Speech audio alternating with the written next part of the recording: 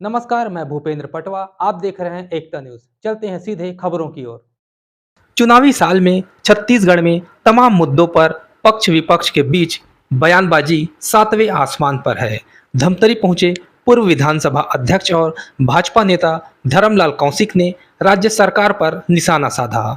CM Baghel ने कहा था कि देश में संविधान खतरे में है, लोकतंत्र खतरे में है। इस पर धर्मलाल कौशिक ने पलटवार करते हुए कहा कि आपातकाल में कत्लेआम हुआ, पत्रकार जेल भेजे गए, ऐसे में कांग्रेस ने लोकतंत्र पर बोलने का अधिकार ही खो दिया है।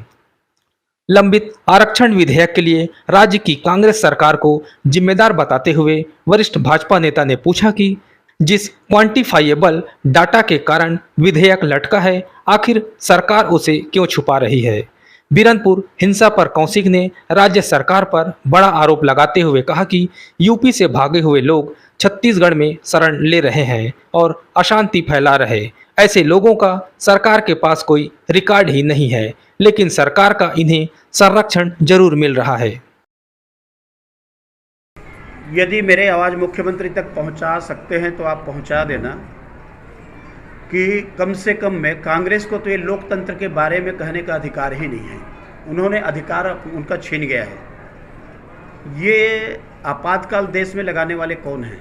कत्लेआम करने वाले कौन लोग हैं?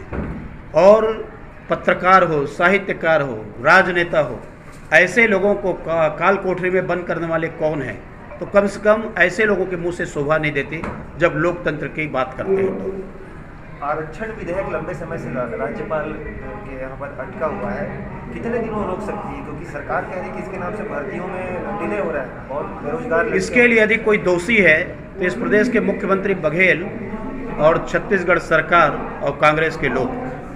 32% आरक्षण डॉक्टर रमन सिंह के मुख्यमंत्री थे तो हमारे जनजाति समाज को लागू हुआ। आज उसको छीनने का किसी ने कोशिश किया और छीना है, तो मुख्यमंत्री ने छीना है, जिसको कोर्ट में भेजा गया और कोर्ट में क्वांटिफाइड डाटा की बात आई कि प्रस्तुत नहीं हुआ। मुख्यमंत्री ने आयोग बनाया क्वांटिफाइड डाटा के लिए, आयोग ने रिपोर्ट प्रस्तुत कर दी, लेकिन मुख्यमंत्री क्वांटिफाइबल डाटा न राजभवन में राज्यपाल के पास प्रस्तुत करना चाहते हैं, न उसे सदन में प्रस्तुत करना चाहते हैं, न आम जनता को बताना चाहते हैं। आखिर ये क्वांटिफाइबल डाटा जो महत्वपूर्ण बिंदु रहा निर्णय में, मुख्यमंत्री इसको क्यों छुपाना चाहते हैं, ये मुख्यमंत्री जी को बताना चाहिए। और यदि इसमें नहीं हो रहा है तो उसका दोषी मुख्यमंत्री है। तो सीएम तो कह रहे हैं कि हमने अपना काम कर दिया, अब राज्यपाल के हाथ में। उनका काम नहीं हुआ है, या तो आप नहीं समझ रहे हैं। क्वांटिफाइबल डाटा मतलब जो गिनती गिना गया जातिवार, और गिनने के बाद में उसी आधार पर वहाँ निरस्त हुआ, तो ये कोर्ट में जाएगी, फिर निरस्त होगी। तो क्वांटिफाइबल डाटा सीएम को प्रस्तुत करना चाहिए, सरकार को प्रस्तुत करना चाहिए।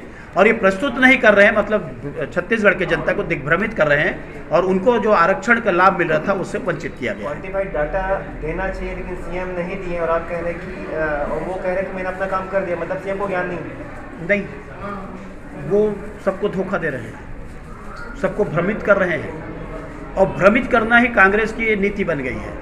किसी भी बात को बोलो तो बोले हम पत्र लिखते हैं केंद्र को, किसी बात को बोलो तो हमने ये ज्ञापन दे दिया है।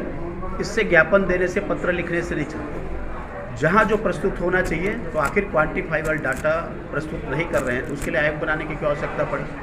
आयोग ने आपको रिपोर्ट दिया, रिपोर्ट देने के बाद में आप प्रस्तुत क्यों नहीं करना चाहते? इसको जनता के सामने आने चाहिए ना, बात खुलासा होना चाहिए इसका। आखिरी सवाल, बीरनपुर में आप क्या बीजेपी सर्वे करवाने वाली है?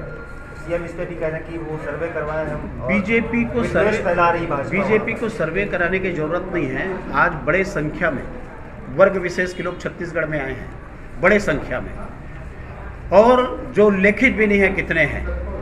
और मैं तो ये कह सकता हूँ कि उत्तर प्रदेश के जो लोग भाग के आ रहे हैं उसका रणस्थली छत्तीसगढ़ बन गया है। और आने के बाद में जो छत्तीसगढ़ की जो शांति है, अशांति फैलाने का काम, वातावरण को खराब करने का काम उन लोगों के द्वारा किया जा रहा है और मुख्यमंत्री का संरक्षण है।